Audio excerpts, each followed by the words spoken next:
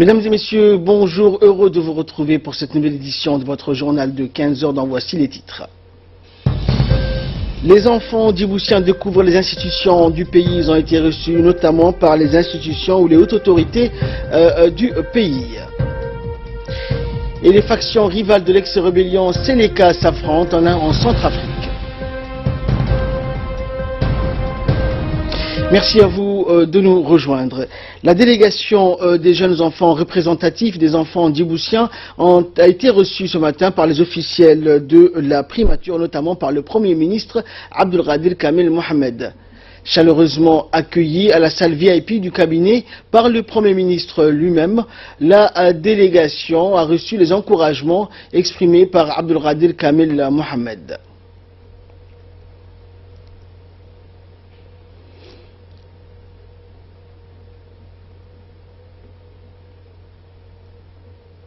Tous ont dit être enchantés par cette matinée féerique et peu ordinaire.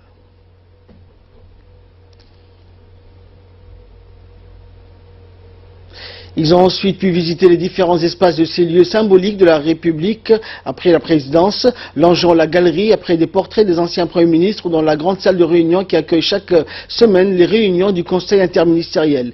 Les jeunes membres de la délégation ont aussi pu prendre la pleine mesure de la solennité de ce haut lieu administratif qui garantit, rappelons-le, la coordination et le suivi de toute l'action gouvernementale. Et plusieurs autres institutions nationales ont pu également ouvrir leurs portes ce mercredi aux enfants du pays qui se sont rendus notamment à la faculté de médecine ou encore au palais de justice de Djibouti. Nous reviendrons sur les détails des visites effectuées en ces lieux dans nos éditions prochaines.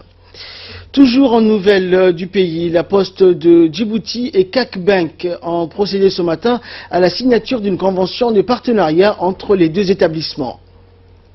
Cette cérémonie de la signature a eu lieu au sein du siège de la CAC Bank et la convention a été paraphée d'une part par le directeur général de la Poste de Djibouti, Bahnan Ali Meidel, et d'autre part par le directeur de la CAC Bank, Ahmed Hamid Al-Deib.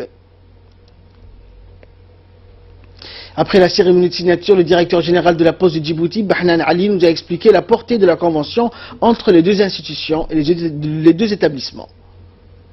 Volonté du directeur de CAC Bank, qui le premier a fait confiance à la Poste de Djibouti pour nous accompagner dans notre processus de croissance. Donc cette convention, elle en fait, si je schématise un peu, c'est en fait de la logistique à la Poste de Djibouti.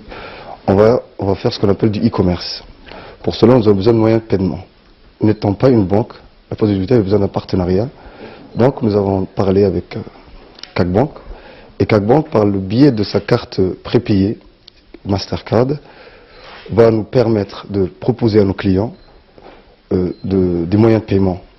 Et cela est une avancée très forte dans le domaine bancaire à Djibouti, puisque CAC Bank, avec sa carte bancaire Mastercard qui est exclusivement faite pour les achats sur Internet, et la Poste de Djibouti pour le volet logistique, nous allons pouvoir répondre fortement à la demande de la population djiboutienne qui est friande d'objets technologiques ou d'objets en tout genre venant de l'étranger.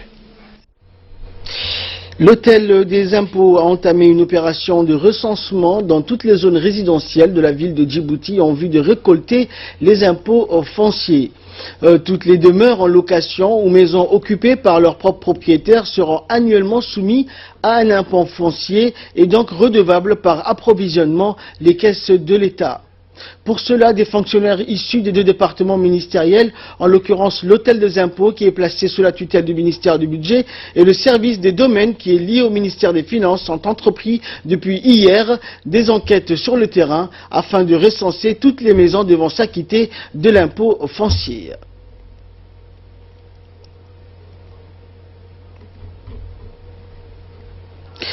Toujours en nouvelle nationale, sous le patronage du président de la commune de Balbala, Youssouf Hassan Nouhou, le réseau étudiant universitaire de Djibouti, connu sous l'acronyme RED, et les jeunes du parti RPP se sont rendus à Balbala 12 pour voir de visu les 8 maisons qui ont été incendiées le mois dernier.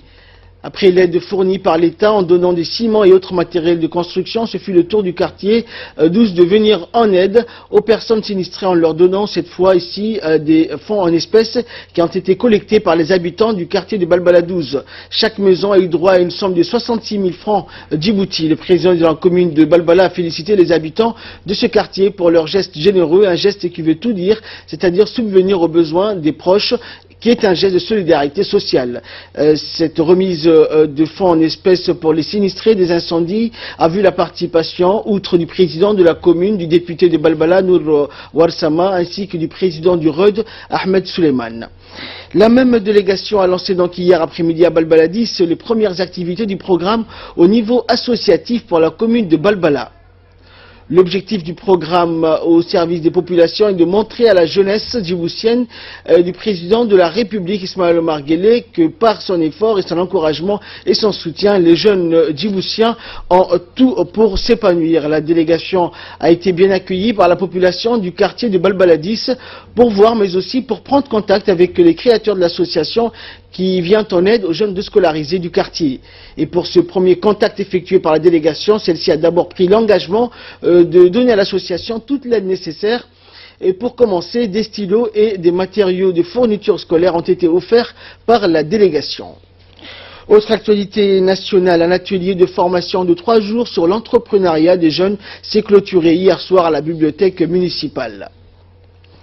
Cet atelier de formation animé et tenu par Rachid Farah, spécialiste et formateur en gestion du projet, vise à sensibiliser et à éveiller l'esprit et la culture de l'entreprise chez les jeunes diplômés en manque d'opportunités d'emploi formel. À ce titre, plusieurs jeunes de la capitale et des régions de l'intérieur, diplômés et actuellement en chômage, ont pu bénéficier de cette formation. L'objectif principal de cet atelier étant de motiver les jeunes et les orienter vers la création d'entreprises. Durant 3 jours, le formateur avait partagé ses expériences dans le domaine de création d'un environnement favorable à l'entrepreneuriat et convaincre ainsi les jeunes à s'intéresser davantage au secteur privé qui reste, comme nous le savons, un secteur inexploité à Djibouti. Des certificats ont été octroyés pour les participants de cette formation afin de mettre à l'œuvre leurs projets.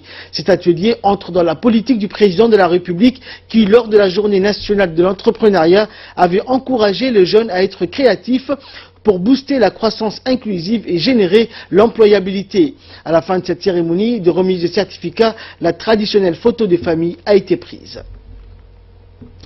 Santé à présent, pour garantir la proximité et l'équité des soins de la population, le ministère de la Santé, sous le haut patronage du ministre de la Santé, Dr Jama El-Moukiye, a organisé une caravane médico-chirurgicale du 23 au 26 novembre 2016 dans la région de Dikil et la région d'Ali Sabié. Cette caravane composée des médecins spécialistes est arrivée dans la soirée du mardi 22 novembre où l'ensemble de l'équipe a été accueilli par le préfet de la région d'Ikil, Mohamed Cherou Hassan. Cette équipe de médecins spécialisés dans les différents domaines, à savoir la gynécologie, la pédiatrie, la science dentaire, l'ophtalmologie, la chirurgie, l'ORL, était accompagnée d'une équipe spécialiste également formée pour le dépistage du cancer du sein et du col de l'utérus qui séjourneront durant 3 jours à Dikil. Le ministère de la Santé a également dépêché une équipe de l'Institut national de santé publique qui procédera à la pulvérisation dans les différents quartiers de la ville ainsi que les localités rurales. La préfecture a pour sa part informé et mobilisé l'ensemble de la population pour pouvoir bénéficier des soins nécessaires dans les différents domaines. Le préfet de la région, Mohamed Cherou Hassan, a tenu à féliciter en premier lieu le ministre de la Santé, Dr Jama El-Moukiye, pour son initiative,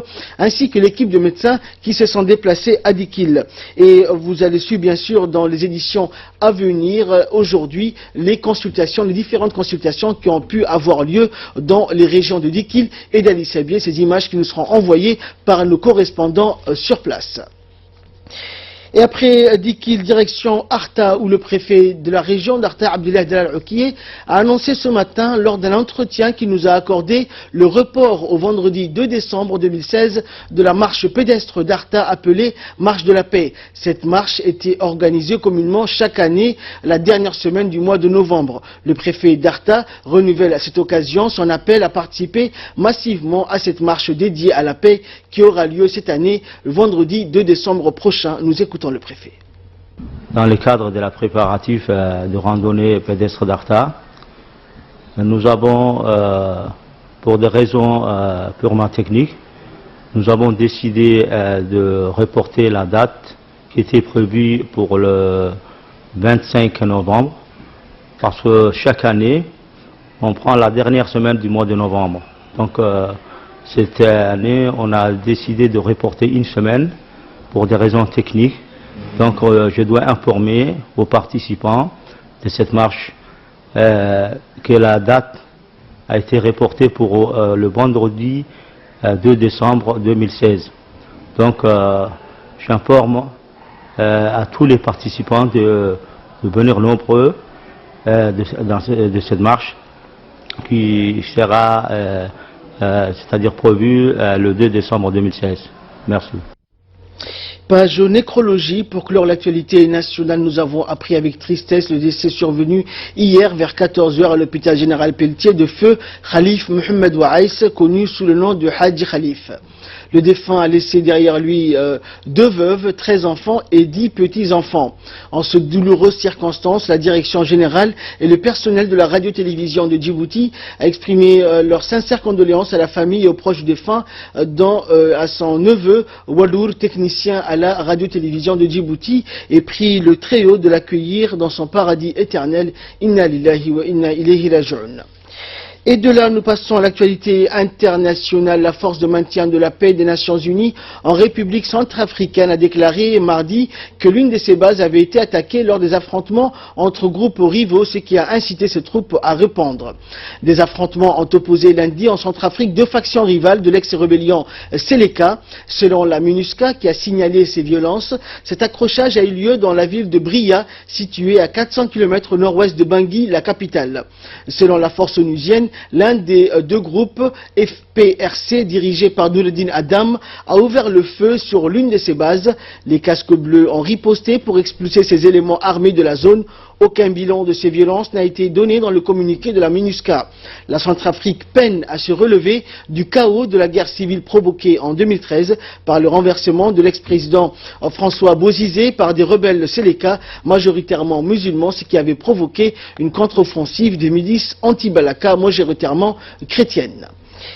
Et enfin, le président syrien Bachar al-Assad a reçu mardi dernier le vice-président ministre russe Dmitri Rogozin pour parler de coopération économique et de sécurité, une image chargée de symboles alors que Moscou demeure le principal soutien de Damas dans sa lutte contre les différents groupes rebelles, notamment à Alep. La grande ville du nord de la Syrie est toujours la cible d'intenses bombardements qui ont fait en une semaine plus de 140 morts. Et en une semaine, plus de 140 morts parmi les civils. Selon l'Observatoire syrien des droits de l'homme, une fillette de 5 ans a pu être extraite vivante des décombres. L'ONU se dit horrifiée par la situation dans les quartiers Est-Alep tenus par les rebelles où plus de 250 000 civils seraient pris au piège. Des habitants privés depuis plus d'un mois d'aide humanitaire. Des images prises récemment par un drone montrent l'ampleur des dégâts à Alep-Est. Certains quartiers sont défigurés. C'est tout pour ce 15 h. Merci à vous de nous avoir suivis. Restez avec nous.